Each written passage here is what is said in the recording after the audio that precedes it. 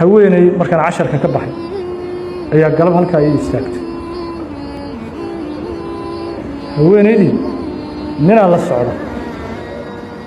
yani aniga weligay ma isdhehayn soomaalida waxaasoo kalea ka dhex dhacay ninaa la socda haweeneydii ninkan marka waxay leedahay bal sheekhow inuu iga furan yahay iyo in kale bal inoo fiiri sharciga inuu iga furan yahay in kale sharciga inoo fiiri muxuu sameeyaan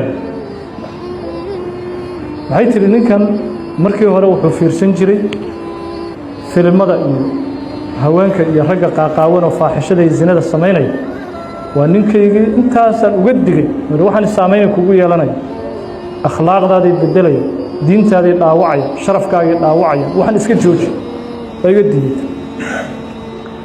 markii dambe waxay tiri ninkii waa xanuunsaday markuu xanuunsaday gabar isagu uu dhalay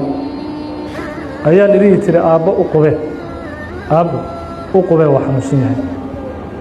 markii gabadhii aabbo u qube aan idhi gabadhii wax ka dayay tiri walciyaadu billaah waa aabbe casharka markaan ka baxay gabadha halkaa ii istaagtay gabadhii wax ka dayay tiri gabadhii ma aysan sheeginay tiri waa iska aamustay waa ka cabsatay mar kale mar afraad ilaa mar shanaad oo sidii oo kale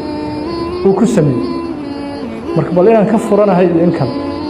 kan rajo igama jirtee bal sharciga ii fiiriyey marka waxyaalaha cajaa'ibta leh qaraa'ibta ah weliga isma lahayn cumriga Soomaaliya